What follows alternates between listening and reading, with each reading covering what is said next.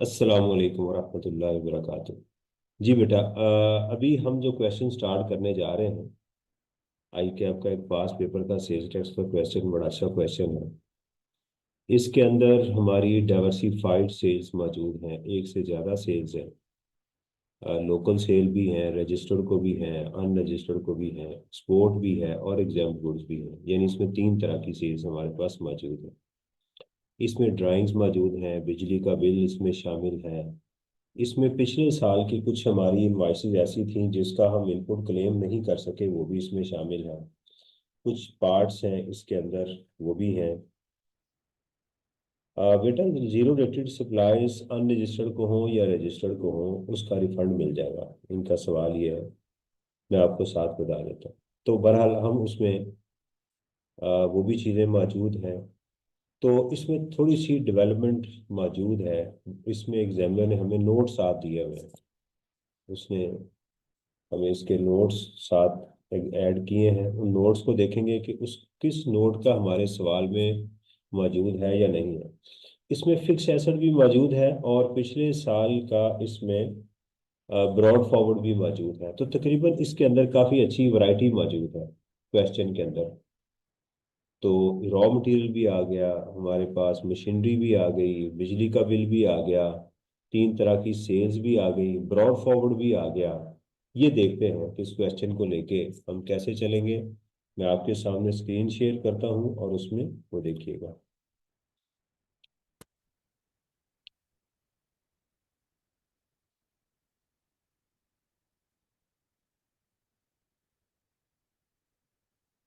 उनका एक सवाल है राशिद का कि सर, अगर जीरो रेटेड गुड्स अनरजिस्टर्ड को हो तो उस पर फर्दर टैक्स अप्लाई होगा?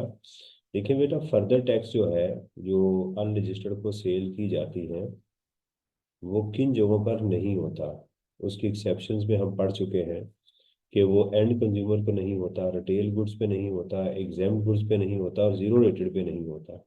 ये उसकी एक्सेप्शंस में मौजूद है और कॉटेज इंडस्ट्री को नहीं होता। तो जी, ये सवाल हमारे पास मौजूद है। इसकी रिक्वायरमेंट को देखते हैं। इस टेबल को मैं डिलीट कर देता हूँ, ये एग्जाम में मौजूद नहीं था, तो इसलिए मैं अभी इसको नहीं लेता। ये लिखा है जी, compute the sales tax payable और refundable input tax credit to be carried forward. ये लिखा था ना, input tax credit to be carried forward. इसकी दो जगहों से हो सकता है ये। या तो आपका हो सकता है उससे,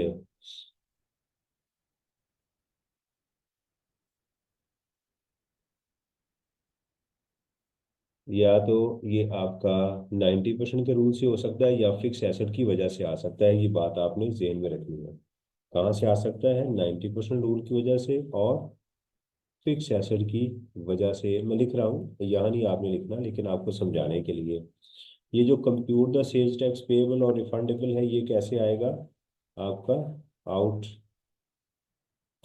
टैक्स लेस, इसमें से कहेंगे इनपुट टैक्स, यहाँ से आएगा ये दो चीज़ें हमें पता होनी चाहिए। चलते हैं अपने सवाल के ऊपर।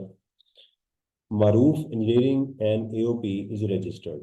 सेल्स टैक्स के अंदर आपको सवाल इंडिविजुअल का मिल जाए या एओपी का मिल जाए, पार्टनरशिप फर्म का मिल जाए, उससे कोई फर्क नहीं पड़ता। And is engage in the manufacture and supply of spare parts. Spare parts की वो क्या कर रहा है? सप्लाई कर रहा है। Following information has been extracted from the record of ME. ये जो एमई लिखा है, उसने अब एब्रीवेट कर दिया। मारूफ इंजीनियरिंग को उसने कर दिया एमई लिख दिया। तो अब एमई जो है वो थ्रू आउट ऐसे ही चलेगा। For the month of Feb, ये इंपॉर्टेंट होता है क्योंकि हमने इसके टाइम पीरियड को कैलकुलेट करना होता है। परचेजेस गिवन है रजिस्टर्ड पर्सन से और परचेजेस गिवन है अनरजिस्टर्ड पर्सन से। इसको मैं कर देता हूँ ग्रे, क्योंकि अनरजिस्टर्ड से अगर परचेज करेंगे तो ये यूज नहीं होगी। जिस लाइन को इस्तेमाल नहीं करना, उसको मैं ग्रे कर दूंगा। सेल्स है जी, मैन्युफैक्चर्ड गुड्स की local taxable supplies to registered person taxable है। Local taxable supplies to unregistered, ये भी हमारी टैक्सेबल है। ये दोनों सेम कैटेगरी है। आपने हमेशा एग्जाम में दोनों को इकट्ठा रखना है। हाँ, जब फर्दर टैक्स लेंगे तो फिर सिर्फ इस अमाउंट को देखेंगे। एक्सपोर्ट टू ताइवान, यहाँ से हमारी रिफंड आ जाएगी। इतने परसेंट हमें रिफंड मिलेगा, एग्जाम इतने परसेंट हमारा क्या होगा, ज़ाया हो जाएगा। सही है। कहता जी following additional information is also available. Purchases from registered supplier, ये देखिएगा, कहता है ये जो ऊपर रजिस्टर्ड सप्लायर्स की 15 मिलियन की है, इंक्लूड उसमें शामिल है क्या, an amount of 1 million which was invoiced on 15 May X7। हम कहाँ पर हैं, फेब के अंदर। अब देखिएगा जरा ध्यान कीजिएगा, वो इनवाइस कब की गई थी, फर्स्ट 15 मई को। The input tax on this invoice could not be claim in the relevant period, और यानी मई के महीने में हम इसका इनपुट क्लेम नहीं कर सके। इसका पहले एनालिसिस करते हैं, फिर हम समझते हैं कि ये है क्या। देखें, आप हैं इस वक्त फरवरी के महीने में, फरवरी 2000, लेट्स सपोज के एक्स की बजाय आप उसको 28 कर लें, ऐसे कर लें,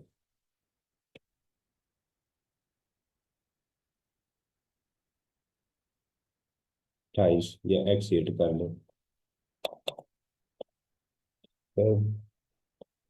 2028। आपने ये देखना हो कि इस महीने में इनवॉइसेस किस किस महीने की आ सकती हैं, तो इस महीने को निकाल के पिछले 6 महीने लिख लें। सही है, झटके तरीके से। तो फेब में पहले क्या था, जनवरी, राइट। उसके पहले क्या था, दिसंबर, पीछे जाना शुरू कर दें, ठीक है। नवंबर, अक्टूबर, सितंबर, मैं इसमें लिखता हूँ 6, 5, 4, 3, 2 और 1, सितंबर और अगस्त। यानी फेब के अंदर इन पिछले 6 महीनों की इनवाइसेस का आप इनपुट क्लेम कर सकते थे। अगर आप इन 6 महीनों में कहीं, यानी आप मैक्स अगस्त का और इन सब का क्लेम हो सकता था। वो कहता है कि इस ये जो इनवाइस है वो मई की इनवाइस पड़ी हुई है, यानी ये जो इनवाइस इसमें शामिल है वो जुलाई की भी नहीं है, जुलाई जून की भी नहीं है, बल्कि मई की पड़ी हुई है। तो क्या आप फरवरी में इसको क्लेम कर सकते हैं, द आंसर इज नो। और वो कहाँ शामिल है, इस परचेजेस के अंदर शामिल भी है। तो लिहाजा हमें क्या करना है कि इस 1 मिलियन को इसमें से निकालना है। तो लिहाजा ये जो हमारा होगा सवाल, इसमें आगे मैं लिख देता हूँ, should be deducted from the purchases, purchases इसमें से इसको क्या करना चाहिए, माइनस कर देना चाहिए। मैंने कमेंट्स लिख दिए हैं इसके नीचे, ये मैं यहाँ पर जाके इसको थोड़ा सा कलर को चेंज कर दूँ ताकि आपको बाद में आसानी हो। ठीक है, ये मैंने अपने पॉइंट्स लिख दिए कि ये इसमें गलत शामिल है, लिहाजा इसको माइनस हो जाना चाहिए। आप यस करेंगे तो मैं आगे चलूंगा। ये पॉइंट समझ आ गया आपको।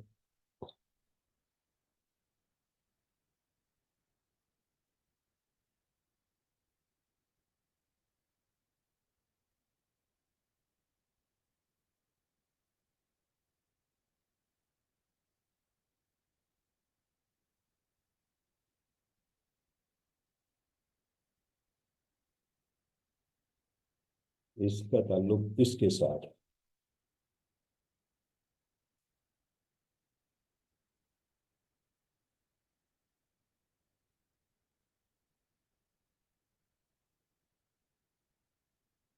ओके।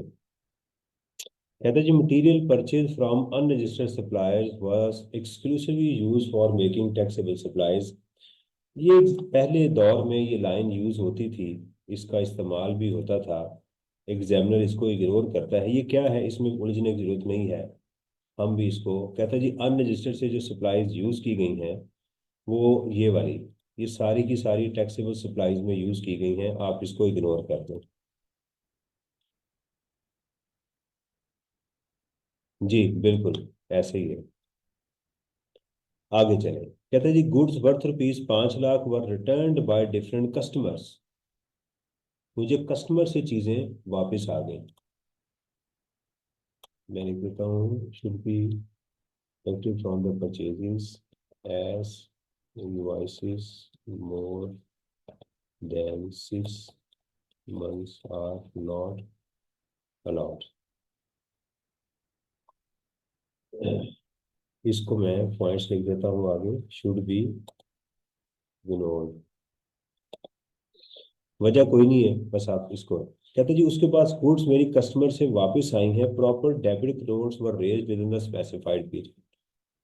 तो ये सेल्स रिटर्न है, ये क्या है, goods return by the customer. तो ये क्या है, हमारी सेल्स रिटर्न है, should be deducted from the supplier, should be deducted from the supplier. इसको हम, ये नहीं सेल्स रिटर्न है, जहां सेल लिखेंगे वहां से इसको भी माइनस कर देंगे, ये हमारे पास आ गई। A new machinery of 2.5 million 4 million was purchased and put to use during the same month। ये हमारा इनपुट होगा, ठीक है। Input tax on fix asset है, ये हमारा कहाँ पर जाएगा, चूंकि हमारे पास तीन तरह की सेल है, बता नहीं रहा, तो हमारा वर्किंग वन में भी और वर्किंग टू में भी ये जाएगा। कहते हैं जी electricity bill 23,600 including sales tax 18% paid during the month. ये इनपुट टैक्स है हमारा।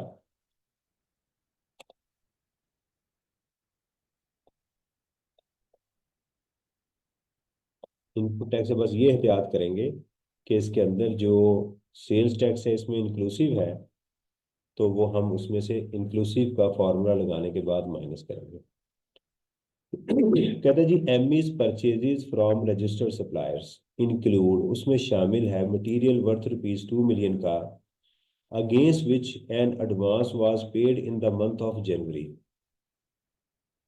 कहता है हमारी इस परचेज के अंदर, इसकी जो बात की जा रही है 15 मिलियन के अंदर 2 मिलियन का एडवांस शामिल है, जो कि जनवरी में था, हमने लिया हुआ था, एक्चुअल दिया हुआ था हमने। However, due to a dispute, sales tax invoice was delayed। लेकिन जनवरी में उसके साथ हमारा एक फड्डा हो गया और इनवॉइस डिले हो गई, and was received by ME after filing of return for the month of Feb। और ये हमें मिली कब है इनवॉइस, फरवरी की रिटर्न फाइल करने के बाद। अब सुनिएगा, ध्यान से बात आपने सुननी है। इसके अंदर 2 मिलियन है, एक कंपनी है जिससे मैंने क्या किया कि 2 मिलियन का मैंने रॉ मटेरियल जनवरी में परचेज किया। मैं यहाँ आपको करके दिखाता हूँ। जनवरी में मैंने उसको 2 मिलियन का एडवांस दे दिया, उसने चीज़ें मुझे डिलीवरी दी फेब के अंदर, ठीक है, यहाँ उसने मुझे एक्चुअल डिलीवरी दी। ना जनवरी में मेरे पास इनवाइस थी, ना फेब के अंदर मेरे पास इनवाइस मौजूद थी। मैंने जब रिटर्न फाइल कर दी, इनवाइस मुझे जाके मिलती है मार्च के अंदर। तो सवाल ये है कि बेटा जब आपके पास इनवाइस नहीं होगी उस वक्त तक आप इनपुट भी क्लेम नहीं कर सकते। यानी असल में ये जो आपका क्लेम बनता है ये इनपुट बनता है मार्च का, ठीक है। अगर आपको इनवाइस मिल चुकी होती फरवरी में, तो उस फरवरी के अंदर आप इसका इनपुट क्लेम कर चुके होते। तो चूंकि इनवाइस नहीं है और वो चीज़ उसमें शामिल है, तो हाजा हम क्या करेंगे, इसको भी यहाँ से क्या कर देंगे, माइनस कर देंगे। ये पॉइंट अगर आपको समझ आ गई है तो फिर मुझे बता दीजिएगा। Input tax on this invoice should be claimed in the month of March, so it should be deducted from the purchases। इसको यहां से माइनस कर देना चाहिए।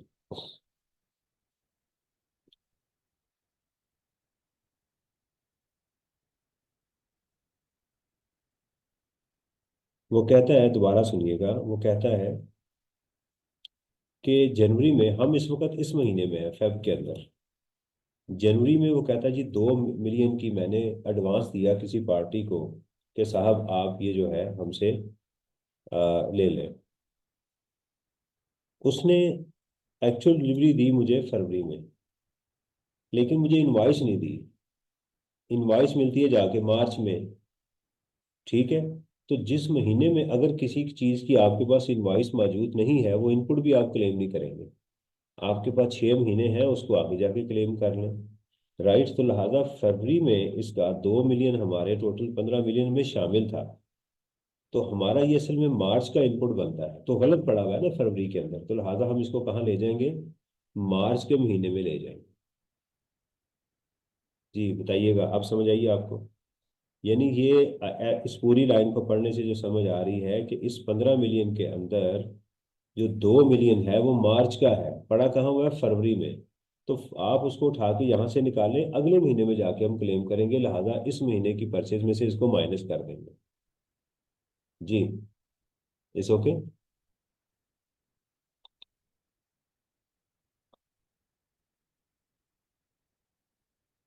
चलो, parts worth ₹15,000 but deliver to the CEO for his personal use, ये आपकी drawings है। ठीक है ना, ड्राइंग्स को क्या करते हैं, सेल ट्रीट करते हैं। Sales tax credit brought forward, ये क्या होता है, आपका इनपुट कहलाता है। ये आपका input for the current month है, और कहाँ जाएगा, क्वेश्चन में। आप इसको क्वेश्चन में इनपुट में ऐड करेंगे। ठीक है जी। ले जी, अब जरा इसका हम एक एनालिसिस करें। जो पहली लाइन थी, अब मैं उसको हाईलाइट कर रहा हूँ, purchases from registered suppliers include, ये हमारी इनपुट की इंफॉर्मेशन थी। मैं इसको येलो कर देता हूँ ताकि हमें अंदाजा हो जाए। Material goods worth were return by different customer, ये तो सेल्स की है। अ न्यू मशीनरी, ये भी हमारी इनपुट की इंफॉर्मेशन थी। इलेक्ट्रिसिटी बिल, ये भी हमारा क्या था, इनपुट की इंफॉर्मेशन थी। परचेजेस मटेरियल, ये भी हमारी इनपुट की इंफॉर्मेशन थी, परचेजेस की इंफॉर्मेशन इनपुट की थी। पार्ट्स, ये तो सेल है। Sales tax credit brought forward, ये भी इनपुट का है। तो पहले मैंने कैटेगोरिकली क्या किया कि उन लाइंस को हाईलाइट कर दिया जिसका ताल्लुक परचेज के साथ है। इसको हमने ग्रे को इग्नोर करना है। एक और दो चीज़ें हमारी सेल्स के साथ हैं, एक रिटर्न पड़ी हुई है जिसको मैंने हाईलाइट नहीं किया, 5 लाख रुपए की, और एक जो है वो ड्राइंग्स पड़ी हुई है। पहले इसको अंडरस्टैंड करें। मैंने कहा था जितना अच्छा क्वेश्चन पढ़ेंगे उतना अच्छा आपको समझ आएगी। ये देखिएगा।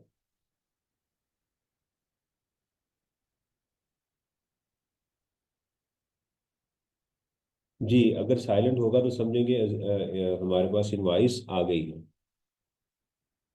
जी, तो इनको इनको ये जो 8 पॉइंट्स हैं, इनको समझें कि इन 8 पॉइंट्स की आपको मैंने जो हाईलाइट किए हैं कि ये इनपुट है, और उसके आगे मैंने कमेंट्स भी डाल दिए।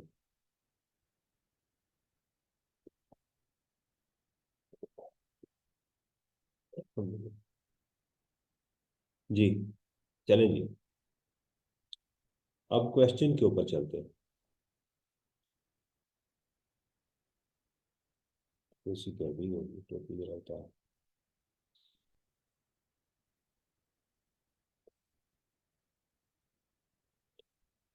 देखें जी, उसी तरह हम अपने क्वेश्चंस को पहले इनपुट टैक्स कैलकुलेट करेंगे। ठीक है, फिर हम अपोर्शनमेंट करेंगे, फिर उसकी आउटपुट में जाएंगे, और फिर हम उसका फर्दर टैक्स कैलकुलेट करेंगे। सही है। चलिए जी, बिस्मिल्लाह। क्वेश्चन नंबर है जी हमारे पास 11। ठीक है, तो आप जाहिर बात है कि एग्जाम में क्या करेंगे, जहां मैंने जिसको येलो किया है, तो आप एग्जाम में इसको आईपी लिखते जाएंगे, आईपी इनपुट के साथ, ताकि मैं जब इनपुट की वर्किंग करूं तो उसका उसके साथ ताल्लुक जो है वो बना लूं। तो हम चलते हैं सबसे पहले input tax, working one, common input tax, purchases from registered persons,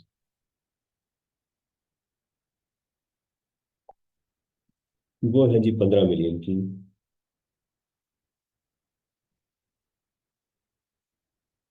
अच्छा, यहाँ कुछ एडजस्टमेंट है, तो इसलिए मुझे इसको पहले इनर कॉलम में लिख लेना चाहिए। ठीक है, क्योंकि इसके अंदर वो कह रहा है जी एक ये वाली वैल्यू है 1 मिलियन की। ठीक है, जो टाइम बार्ड इनवाइस थी, इसमें हम करेंगे लेस टाइम बार्ड इनवाइस।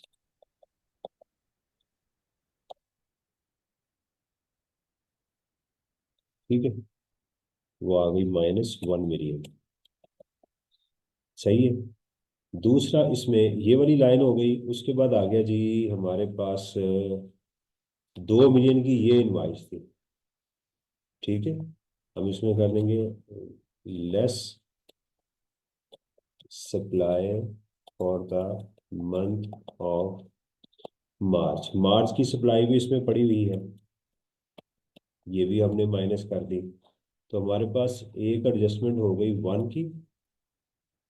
ठीक है, 1 भी मैंने कर ली अपने क्वेश्चन के अंदर, इसको मैं हाईलाइट कर लूँ, 1 भी हो गई। और मैंने 4 को भी अपने क्वेश्चन में कर लिया, यानी मैं टिक करता जा रहा हूँ कि ये मेरी दो एडजस्टमेंट्स हो गई हैं। ठीक है जी, मैंने अपने सवाल में से दोनों एडजस्टमेंट को यहाँ इंकॉर्पोरेट कर लिया। मेरी बाकी परचेज कितनी बनी, नेट जो थी 12 मिलियन। ठीक है, इसका मैं 18% जो है वो कैलकुलेट कर लेता हूँ। 18%, तो 12 × 18%, ये मेरे पास 21,60,000 रुपये का इनपुट आ गया। यहाँ अगर आपने नोट कर ले मुझे बताइएगा, फिर मैं आपको इससे आगे चलूंगा।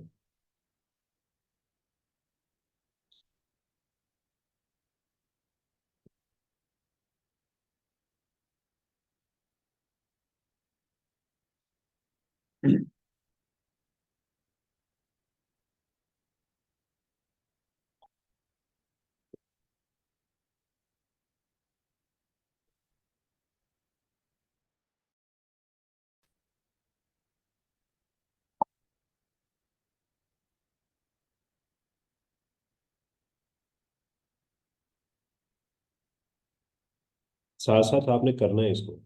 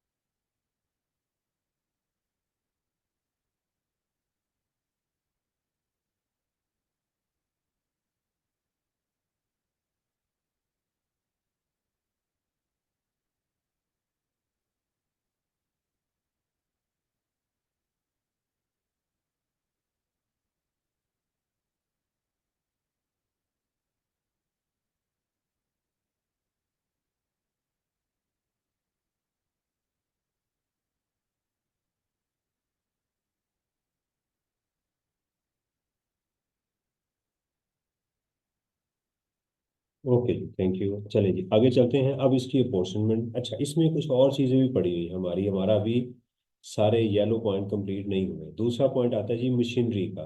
पहले हम रॉ मटेरियल का देखें। इलेक्ट्रिसिटी बिल है 23,600 रुपया। हम इसमें करते हैं इलेक्ट्रिसिटी, इलेक्ट्रिसिटी बिल, वो कितना है जी 23,600 multiplied by 18% divided by 118%। 23,600 into 0.1 है डिवाइड बाई 1.18, ये भी आता है। तो हमने इस पॉइंट को भी कंसिडर कर लिया। जिसको मैं कंसिडर करता जा रहा हूँ उसको मैं टिक करता जा रहा हूँ। ऑब्वियसली मेरे पास आज वो पेन नहीं है, तो मैं इसलिए इससे करता जा रहा हूँ। ये क्वेश्चन में चला जाएगा, sales tax credit brought forward machine को बाद में करेंगे। तो देखिएगा मैंने अपने इनपुट के रिगार्डिंग एक, दो, तीन तीन पॉइंट्स को ले लिया, मेरे दो पॉइंट्स बच गए। अब आते हैं, पहले इसको टोटल कर लेते हैं, फिर हम मशीनरी की तरफ चलते हैं। ठीक है जी, अब इसमें हम चलते हैं इनपुट टैक्स ऑन मशीनरी, ये जी हमारे पास 2.4 मिलियन, इसको भी मैं हाईलाइट कर लेता हूँ यहाँ पर।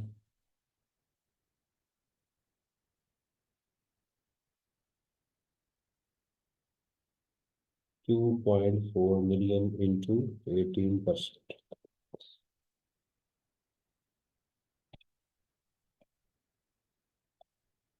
मेरे पास दो तरह के कॉमन इनपुट आ गए, 21 लाख और 4,32,000 रुपया, ये मेरे पास आ गए। अब मेरे पास इनपुट देखोगे और इंफॉर्मेशन है, 1, 2, 3, 4, ये क्वेश्चन में जाएगा, इसको अभी मैंने टिक नहीं किया। अब चलते हैं वर्किंग टू के ऊपर, अपॉर्शनमेंट। इसमें सप्लाई, अब देखिए कितने कॉलम बनाऊंगा, सप्लाई का एक, उसकी आगे वैल्यू लिखूंगा 2, फिर इसमें आगे लिखूंगा इनपुट टैक्स 3, और आगे लिखूंगा मैं फिक्स एसेट या मशीनरी 4, क्योंकि इसमें फिक्स एसेट भी मौजूद है। यहाँ मैं परसेंटेज का कॉलम बना लेता हूँ समझाने के लिए आपको, आप चाहें तो परसेंटेज के बगैर भी इसको कर सकते हैं। मैं यहाँ पर परसेंटेज का कॉलम बना लेता हूँ। सप्लाईज में क्या है हमारे पास, टैक्सेबल,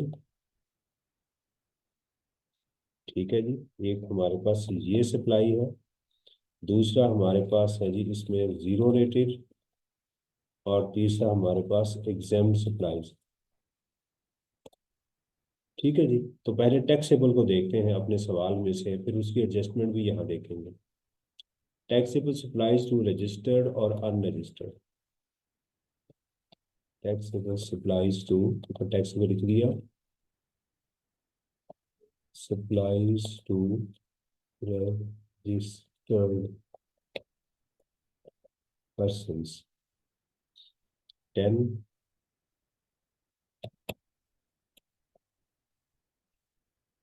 और supplies to unregistered 3 million. Export to Taiwan 10 million की है जी हमारे पास, और एग्जाम सप्लाईज हमारे पास ये पड़ी हुई हैं 2 मिलियन की। ठीक है जी, इसमें कुछ एडजस्टमेंट्स हमारे पास मौजूद हैं। कहता है जी goods worth ₹5 return by different customers, sale return डाल दें, लेस सेल्स टर्न्स 5 लाख की।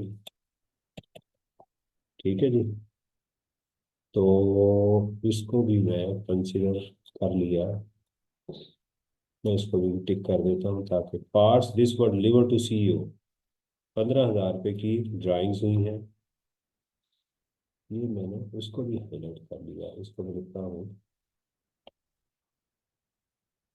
तो ऐड करेंगे ड्राइंग्स 15,000, 15,000 जी। तो मेरी वर्किंग में और तो नहीं कुछ रह गया, ये देखिएगा, 1, 2, 3, 4, 5, 6, 7, 8, ये एक ये रह गया, ये क्वेश्चन में जाएगा, इसका मैं टोटल कर लेता हूँ, और इसको डबल लाइन से क्लोज कर देता हूँ, और यहाँ पर इन सब का टोटल 1, 2, 3, इसको भी डबल लाइन से क्लोज कर, डायरेक्ट भी कर सकते हैं, लेकिन मैं परसेंटेज के साथ भी बताता हूँ कि इसमें टैक्सेबल सप्लाईज कितने परसेंट है। 12 मिलियन को आप डिवाइड करें इसके साथ, तो हम कहेंगे इसमें टैक्सेबल सप्लाईज 51.05% है। इसमें एग्जाम सप्लाईज कितने परसेंट है, 40, तकरीबन 41%, और एग्जाम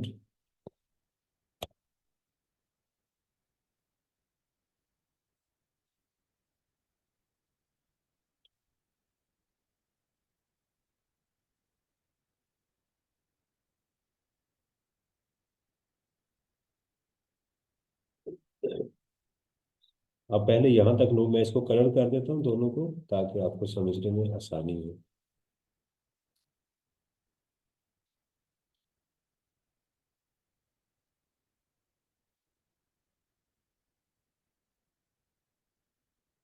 ये देखिएगा,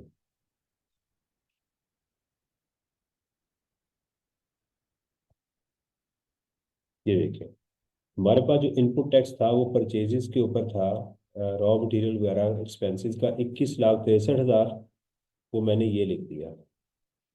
जो फिक्स एसेट का था वो मैंने ये लिख दिया। तो ये दोनों को अब हमने पोर्शन करना है। यहाँ तक नोट करके मुझे बताएं कि सर यहाँ तक समझ आ गई है। आप नोट करें, मैं पानी लेके आता हूँ।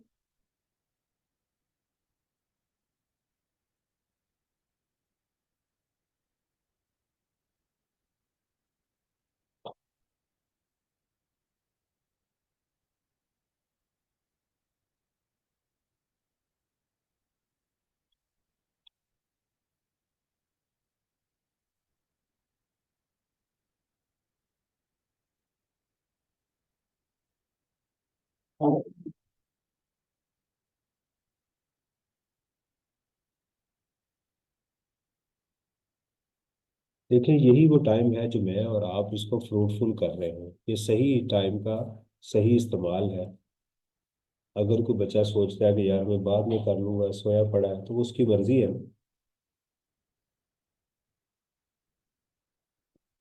जब यहाँ तक नोट कर ले तो फिर मुझे बताइएगा कि सर मैंने नोट कर लिया।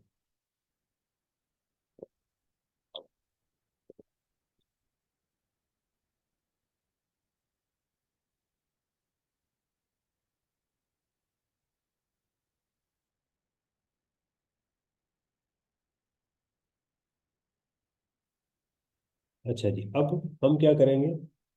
ये जो 21,63,000 है, इसको हम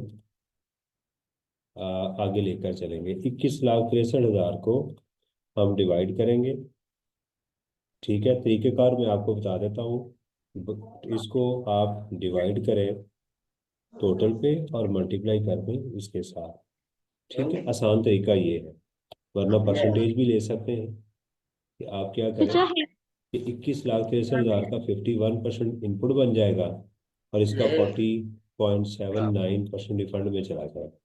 ऐसे भी कर सकते हैं, या डायरेक्ट कैलकुलेटर पे ऐसे करके। बाबा ने कुटना है फाड़ के।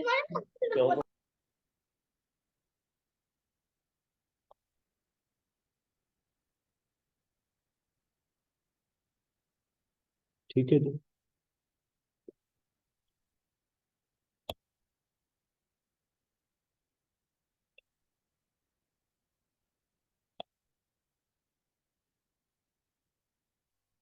इसी तरह 4,32,000 का वही उसी तरीके से आप कर लें। 4,32,000 परसेंटेज लेना चाहें तो ये आ जाए। इसमें ये तो डायरेक्ट हमारा रिफंड में चला गया, जीरो रेटेड का। इसको मैं ग्रीन कर देता हूँ। मेरा इनपुट जो प्योर क्वेश्चन में इनपुट जाएगा वो क्या बन गया, इसको मैं येलो कर देता हूँ। और इसके बाद जो दूसरा इनपुट है, जरा इसको मैं डार्क कलर में कर देता हूँ। तो ये लिखना नहीं है, वैसे मैं आपको बता रहा हूँ कि इसको मैं इनपुट बोलूंगा क्वेश्चन में। ये मेरा क्वेश्चन में रिफंड बन जाएगा।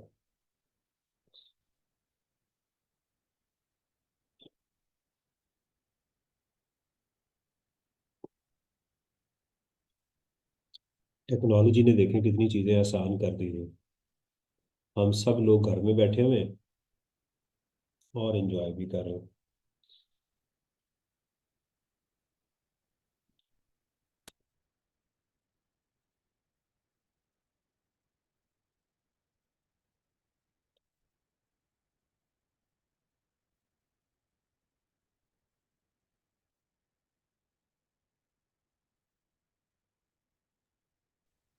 सर इस काम में वो मिलेगा ना, रिकॉर्डिंग?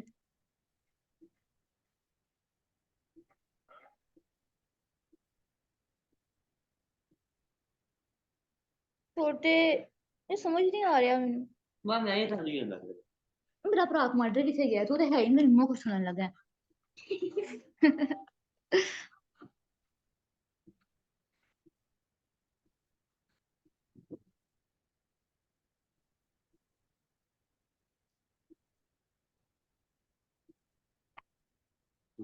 ये जादू नहीं साइंस है। और लास्ट वाला तो आप अभी कर सकते हैं नंबर 1। देखो जब तिल्ली को इस एंगल में रख के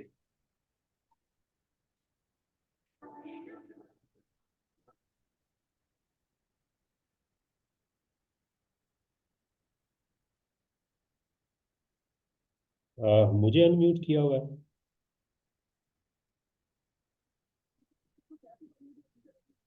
नहीं सर, किसी ने अनम्यूट किया हुआ है और उसकी आवाजें आ रही हैं। यहाँ पे डिस्टरबेंस हो रही है थोड़ी सी। अच्छा ठीक।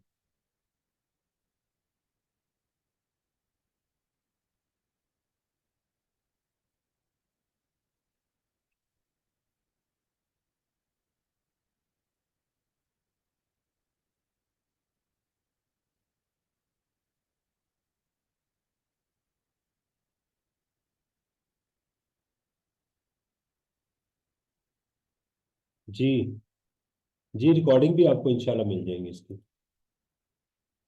No issue. यहाँ तक मुझे बताइएगा, अगर ओके है तो फिर मैं आगे चलूँ।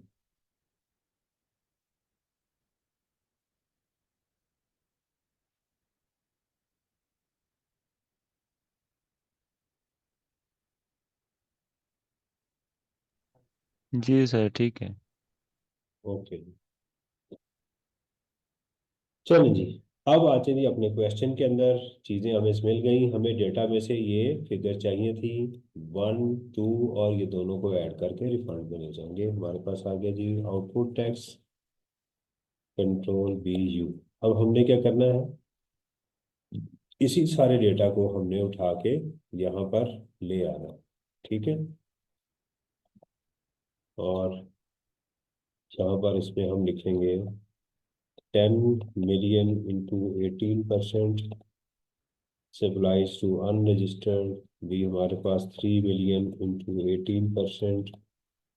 सेज रिटर्न हमारे पास आ गई जी 500,000 into 18%। और ड्राइंग्स आ गई हमारे पास 15,000 into 18%।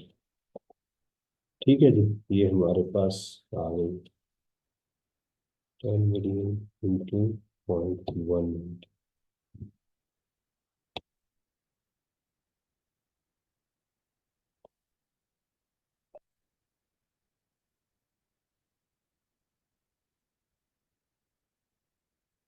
तो यहाँ पर अभी हमने एग्जाम का उसका भी लिखना है।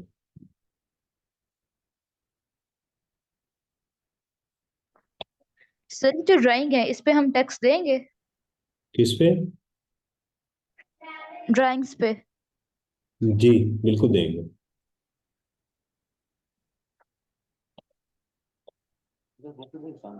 Okay sir, thanks. जी बिल्कुल।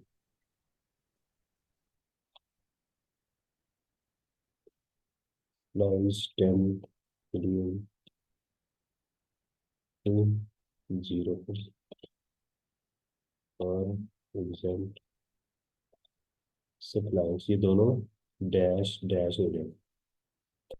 ये हमारा टोटल आउटपुट टैक्स, आप इसको लिख सकते हैं एग्जाम में, आउटपुट टैक्स।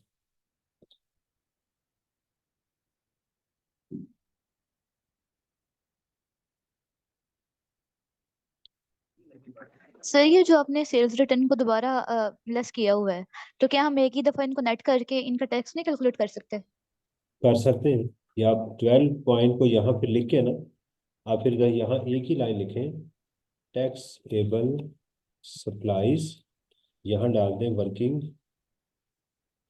वर्किंग टू डाल के ना, तो पूरी बेशक आप 12 million लिख लें, 12,515, इसका डायरेक्ट यहाँ 18% लिख दें। तो आप एग्जाम में ऐसे भी कर सकते हैं 2.252,700, कोई मसला नहीं है। मैंने जरा प्रेजेंटेशन के लिए किया, फिर आप यहाँ पर लिख देंगे जीरो रेटेड सप्लाईज आप यहाँ लिख देंगे एग्जाम्प्ट सप्लाईज लिखते हैं, ऐसे भी किया जा सकता है। ठीक है ना। तो वो बच्चे ना पूछते हैं कि सर ये कहाँ से अमाउंट आई है, ये वाली कैसे बन गई है। तो मैं उसको एक्सप्लेन करने के लिए कि यही ये सारी अमाउंट उठा के आपने नीचे ले आनी है, लेकिन अब यहाँ इनकी परसेंटेज लिख देंगे।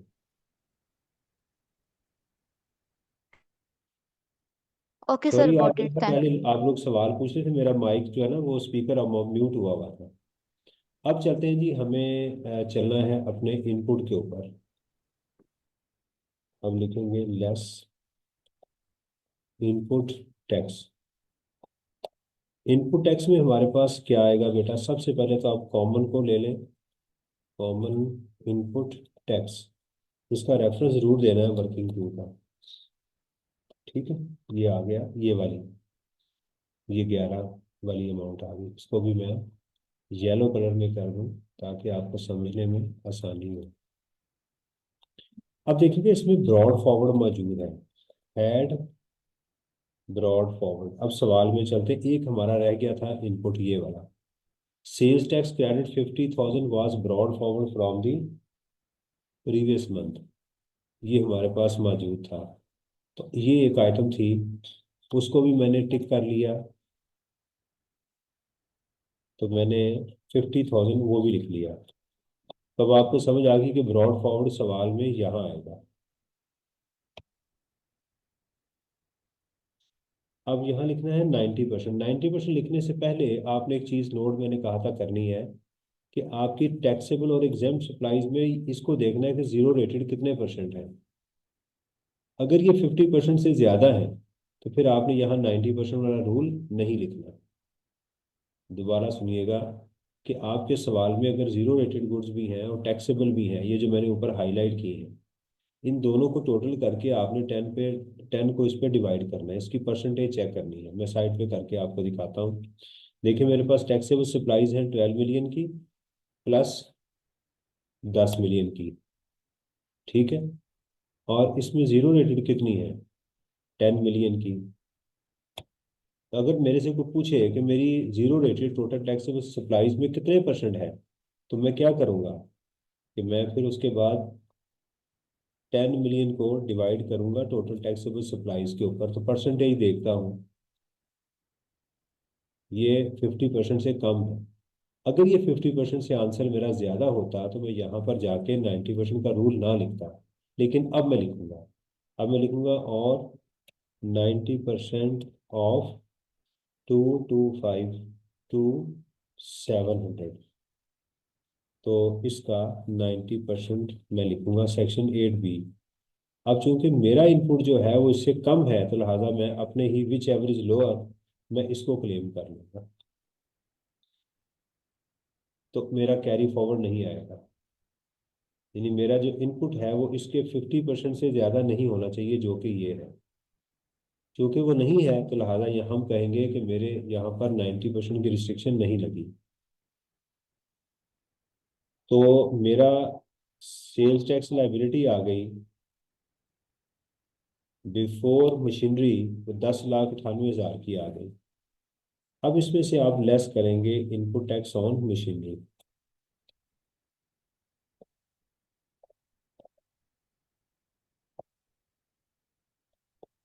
और ये भी आपकी वर्किंग 2 से आई हुई है। सर अगर ये 50% से ज्यादा होता तो हम इस पे 90% वाला रूल भी नहीं अप्लाई करते, तो वैसे ही हम आउटपुट में से इनपुट माइनस कर देते। फिर ये लाइन लिखते ही ना, फिर ये वाली लाइन आप लिखते ही ना एग्जाम के अंदर, फिर ये लाइन लिखनी नहीं थी। ये लिखने का मकसद सिर्फ डिक्लेरेशन है ताकि मुझे नंबर मिले इसके, कि स्टूडेंट ने इसको सिक्योर किया, हालांकि इसका यूज नहीं हो रहा, आप देखें।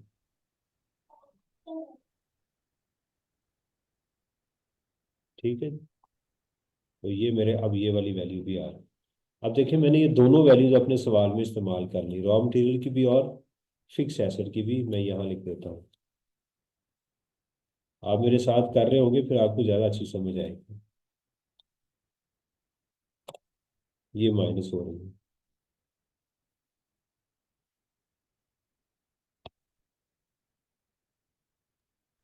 सर कल से टेस्ट क्लासेस ऑनलाइन होंगी या फिर नहीं होंगी? अभी पता नहीं है, कुछ बता नहीं रहे। अभी कोई आएगा मैसेज तो आपको भी मिल जाएगा, मुझे भी मिल जाएगा। ओके।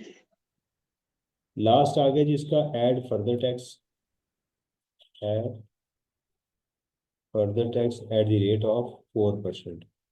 अब हमारे सवाल में जो हमने अनरजिस्टर्ड को सेल की है, कोई इसकी इंफॉर्मेशन मौजूद थी हमारे पास 30 लाख की? नहीं थी ना। तो लिहाजा हम फर्दर टैक्स पूरे 30 लाख का ही ले लेंगे।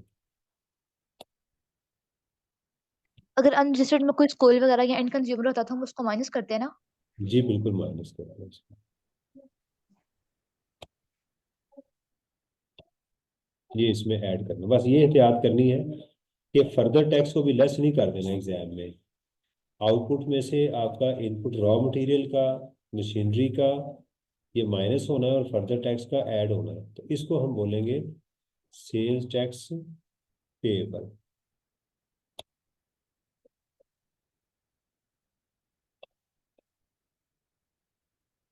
कैरी फॉरवर्ड है ही नहीं तो आ जाएगा सेल्स टैक्स रिफंडेबल।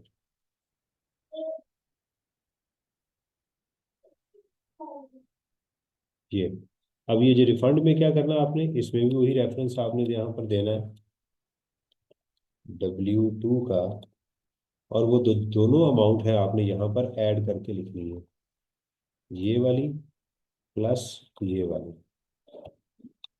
तो ये आपका रिफंड में आ जाए। इस तरह से आपका क्वेश्चन कंप्लीट होगा। मैं इसको भी कॉपी करके, इस क्वेश्चन का नाम था क्वेश्चन नंबर 11, मारूफ इंजीनियरिंग था, मारूफ इंजीनियरिंग, ठीक है जी, खालिद पेटी वाला था। मैं आपके सामने अभी इसको गूगल ड्राइव में भी कर देता हूँ जो मैंने काम किया, ताकि आपको वहां से भी ये मिल जाए। सर इसका प्लीज क्वेश्चन भी शेयर कर दीजिएगा। क्वेश्चन भी मैं शेयर कर देता हूँ। आपके पास किताब नहीं है? No sir. वो किताब आपने बेटा बोला था लेके खाली अभी तक वो शायद आपने पता नहीं वो आई है कि अब नहीं आई, इसलिए मैंने। आ गई बेटा, सब बच्चों के पास मैंने देखी है, क्लास में आ गई हुई है। चलो मैं ठीक हूँ, कहूँगा कि आपके साथ क्वेश्चन भी फिलहाल शेयर कर दूंगा। Okay sir. ठीक है, मैंने सर ड्राइव कर ये दी। सॉफ्ट में शेयर करवा दें बुक। बेटा बुक जो है ना, मुझे ऑथर की तरफ से, खालिद साहब की, खालिद पेटी वाला जो है, उनकी तरफ से इजाज़त नहीं है। सही है, मैं सेल्स टैक्स तक का कर सकता हूँ, उन्होंने मुझे इसका कहा हुआ है। ये इशू है मेरे साथ। मैं ऑथोराइज होता या मेरी किताब में होती तो मैं आपके साथ शेयर कर देता। खालिद साहब मेरे सर उस्ताद हैं। सेल्स टैक्स का पोर्शन आप इसका सॉफ्ट में अगर मिल जाए तो शेयर करवा आप दीजिएगा। ऑनलाइन में हैं? आप ऑनलाइन में हैं या नहीं सर फिजिकल क्लास? फिजिकल में भी हूँ। फिजिकल में है तो मैं इसको दिया हुआ है वैसे मैंने टीए को ना, तो इसका मैं सेल्स टैक्स ठीक का है पोर्शन आपके साथ शेयर कर देता हूँ। ठीक है सर थैंक यू तो जी सो बुक मच। की सॉफ्ट में शेयर कर दें। बेटा बुक का मैं ऑथर की तरफ से ऑथोराइज नहीं हूँ, जिनकी किताब जिन्होंने लिखी है ना, वो अनएथिकल है ना। पहली बात है कि अभी मेरे पास किताब है ही नहीं है, मैं आपको दिखा देता हूँ। मेरे पास सेल्स टैक्स के खालिद साहब, खालिद पेटीवाला के 3 चैप्टर हैं, 1, 2 और 3। इसकी मैंने इजाज़त दी होती है जब तक किताब ना आए।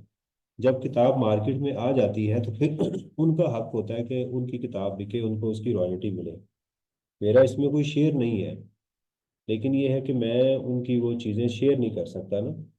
एक बंदा उसने मेहनत की है पूरे ऑर्डिनेंस को, उसको हर चीज़ को देख के उन्होंने मेहनत की है, तो उनका राइट होता है कि उनकी किताब जो है ना, वो लोग खरीदें जिसने मेहनत की है। ठीक है ना, ये हमारी इसमें इन्वेस्टमेंट होती है। दूसरी इन्वेस्टमेंट को अगर आप छोड़ भी दें, मैं प्रेफर नहीं करता कि हम स्टूडेंट जो है वो रीडिंग करें कि लैपटॉप के ऊपर, क्योंकि आपकी ये जो होती है ना, जो शुआएं होती हैं मोबाइल की और लैपटॉप की, दिमाग को बहुत इफेक्ट करती हैं, हमारी एफिशिएंसी को बहुत ज़्यादा रिड्यूस कर देती है, जिसकी वजह से हमें प्रॉब्लम होती है। किताब पढ़ेंगे और साथ लिखेंगे, आपका जो विजन ही डिफरेंट होगा, आपको काम करने का मज़ा डिफरेंट आ रहा होगा। जी सर। आजकल तो ऑनलाइन किताब मिल जाती है। आप देखें, आपकी आंखें बचेंगी, आपका टाइम बचेगा, आपको काम करने में मजा आएगा बुक रीडिंग से। जी सर, इससे इंशाल्लाह मैं एडमिशन कॉलेज जाऊंगी तो मैं ले लूंगी, मुझे तो नहीं पता था कि वो आ गई है। हाँ, नहीं वैसे ऑनलाइन भी मिल जाती है किताब वाली, वही बुक डिपो है, बाकी लोग हैं जी उनको जी, आप, वो वही है सर, वही बुक डिपो वाले हैं, वो उनसे ऑनलाइन आ सकते हाँ उनको आप कह दें, तो वो आपको घर भेज देंगे किताब। अगर आप पाकिस्तान से या लाहौर से बाहर हैं तो वो आपको घर भेज देंगे किताब। ठीक है। हैं। Thank you sir. जी वेलकम। अच्छा ये बेटा हो गया सवाल।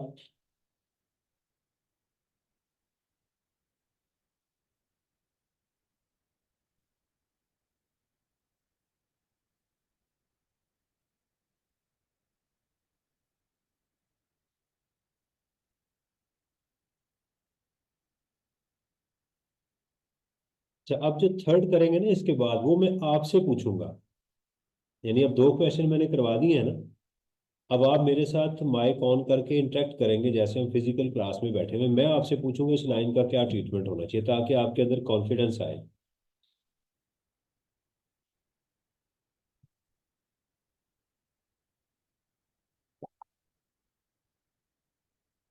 देखिए एक चीज मैं आपको जरा क्लियर कर दूं कि वक्त जो है ना वो किसी का इंतजार नहीं करता।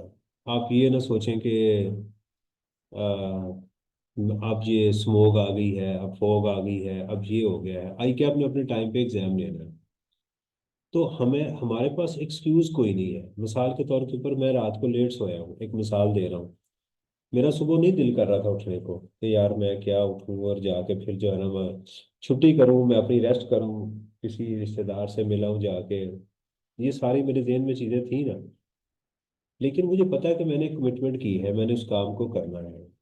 तो मेरा आप समझे कि सुबह 9 बजे से अभी तक का जो टाइम है ये बड़ा, मैं समझता हूँ इफेक्टिव हो गया। मैं कोई और काम भी कर लेता, मोबाइल देख लेता, कोई हू हा कर लेता। इस तरह आप लोग भी जो मेरे साथ बैठे हुए हैं, आपने कुछ गेन ही किया है ना, टाइम जाया तो नहीं गया ना आपका। तो ये चीज़ सिर्फ सोचने की होती है कि हमें उस काम को अच्छी तरह से करते रहना चाहिए, देख, और यही कामयाबी है। बहुत ज़्यादा अमीर होना या बहुत ज़्यादा ज़हीन होना, मेमोरी का लेवल बहुत अच्छा होना, ये सीए के लिए ये कुछ चीज़ें ज़रूरी है, इम्पोर्टेंट, लेकिन बहुत ज़रूरी नहीं है। ठीक है। मेहनत जो है वो सीए के लिए सबसे ज़्यादा वो ज़रूरी है। यहाँ तक क्लियर है? कुछ सवाल हो तो मेरे से पूछ लें, फिर मैं आपके साथ एक और क्वेश्चन शेयर करूंगा और वो हम डिस्कस करेंगे। मैं आपसे पूछूंगा, आपने मुझे बताना है कि सर इस लाइन की मुझे ये समझ आई।